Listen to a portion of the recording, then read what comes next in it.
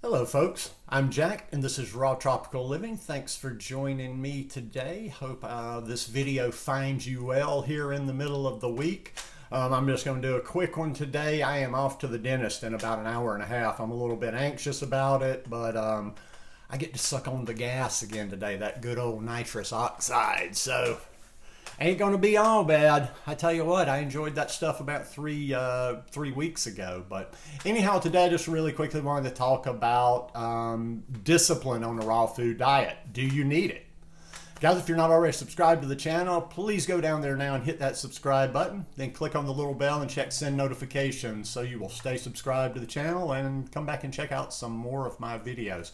It's always kind of frustrating, although people they're saying it in a good way. Like I'll get a message on Instagram, or sometime I'll get an email, or even every once in a while I'll get a comment on a video that's just like, oh, I admire your discipline. I wish I could do it like that. Or I wish I had your discipline. Or anything to do with discipline, my eyes just start rolling out of control. Discipline has nothing to do with it for me. Discipline has not had anything to do with it since day one. Since the first day I heard about this, I watched a video on the raw food diet. Never been about discipline. If it had been about discipline, I would have probably dropped off a long time ago. And I think it's all about the approach. It's all about the approach in this lifestyle. So many people seem to find this the hardest thing in the world, and I just stepped into it, find it easy.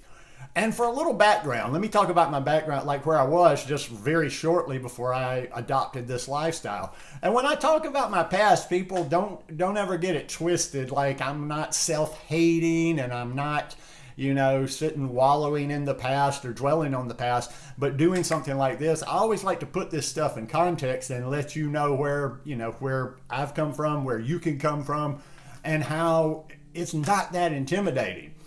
Okay, let's go back 10 years now, almost. 10 years ago would have been about, December of 2011. I was in the midst of my heaviest drinking. I was living on fried chicken in a little, that was actually in September. I was living on fried chicken in a little dirtbag hotel with roaches in it. And I just ate absolutely atrocious food. About a year before that, I had been smoking meat for barbecue for like 2 or 3 years, doing it every day, eating that barbecue, tasting the barbecue, making rubs for the barbecue.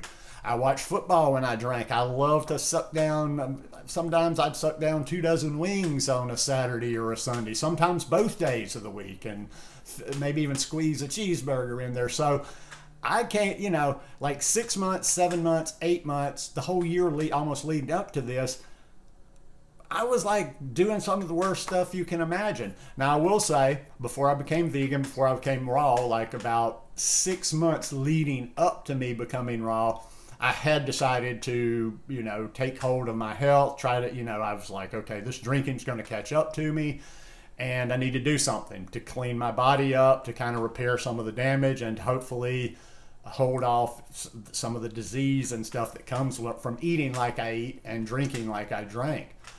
So, I had cleaned things up a lot in the 6 months leading up to this, but the day I found out about this, it's never been anything about discipline. I mean, how can it be about discipline when you can eat? There's no limit on how much you can eat. Yeah, you can't eat like 15 avocados in a day, and there's certain things, but I was okay with that. I took to the fruit right away. I was in the land of bananas down in Costa Rica. I was able to get good fruit all the time. But even if I hadn't been there in the tropics, I get bananas all the time here. I have certain times of the year that I get good mangoes. I'll get some papayas here and there. I get some good pineapples here and there. I've got oranges over here. So you can do it. And once again, no limits on the food. That's what blew my mind from the beginning, is that I never had to be hungry. And sometimes it could even be a detriment, because back in the early days, and that's why I'm always kind of struggling to put some weight back on now. I didn't know this, but I was restricting my calories drastically. but I wasn't doing it on purpose. It was just that, I just wasn't eating, enough of the right things in my food, but I was full all the time. That was the thing. I was never hungry, but my blood sugar got low. I went through about a 2-month period where it was very difficult going out anywhere because every time I stood up, I got lightheaded, but I wasn't hungry during that time. That's the thing. It wasn't like I was starving myself. Okay, I digress a little bit there, but the thing is, and I've said this over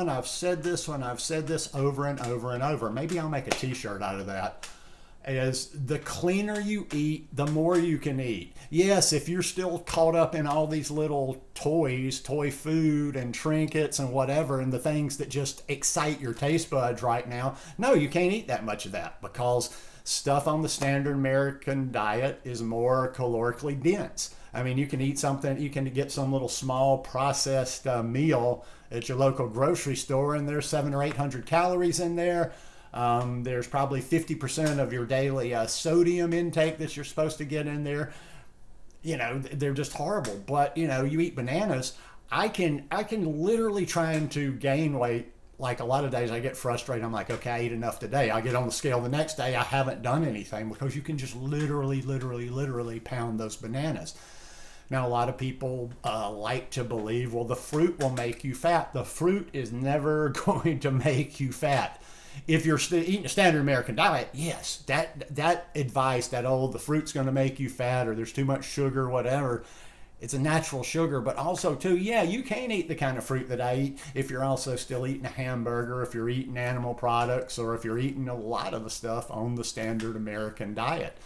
But if you're eating this way, you're eating this lifestyle, and you're keeping your fat moderately low, getting a good variety, getting all those greens in there, it's just you can eat all the time. You can eat all the time. There is sort of a transition period in there where even the fruit and the stuff you're eating isn't quite exciting enough for your taste buds. But after about 3 or 4 weeks of eating the fruit, making your salads, having green smoothies, okay, if you're still eating, maybe you have a good cooked meal in there of that's whole food plant based.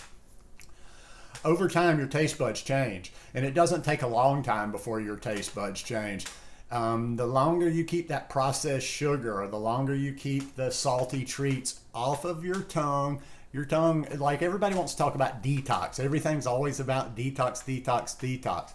Well, your tongue detoxes, all right? That's just the way that I like to put it. Your tongue kind of detoxes to where, a lot of times food that I eat now, if you'd have gone back 15 years ago and said, this is what you're going to be living on, my tongue would have been like, well, there's no, And when I first started eating, and even, I'm making green soups and I'm eating food, no, it's not quite as tasty or exciting as the wings or the pizza was. But I knew, once I understood what food does to our body, and once I could imagine, that was always a little trick for me too, is in the early days, I'd walk downtown San Jose, Costa Rica. I used to go to these little pizza places and just get a slice. And I'd go down and I'd still smell the pizza and I'd be like, oh, that looks good, blah, blah, blah. But in my mind, after watching and learning a little bit, I visualized eating that slice of pizza and what that cheese did going through my body. So yes, there was probably, I would say for me, there might have been like a 3 or 4 week period until my taste buds started coming back, and I didn't need to use all this stuff, and I didn't need all the condiments and all this and that. I still use some spices and herbs and stuff, but just didn't need all that extra on the food to excite my taste. So I'm just going to finish right there and just say that is not the approach. If you're trying to white knuckle this and have discipline and whatever, you may do it for a while. You may even hold on for a couple of years, but you'll eventually break.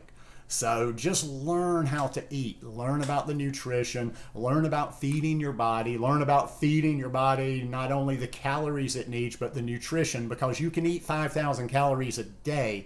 And if you're not getting those things, the daily nutrition you need, your body's still going to be craving. You're never going to be full. So anyhow, I'll leave you with that, and I'm going to go breathe some gas here in a little bit. But anyhow, hope you guys enjoyed this video. If you like it, please give me a thumbs up. And I'll see you again at the end of the week if I can talk. Peace.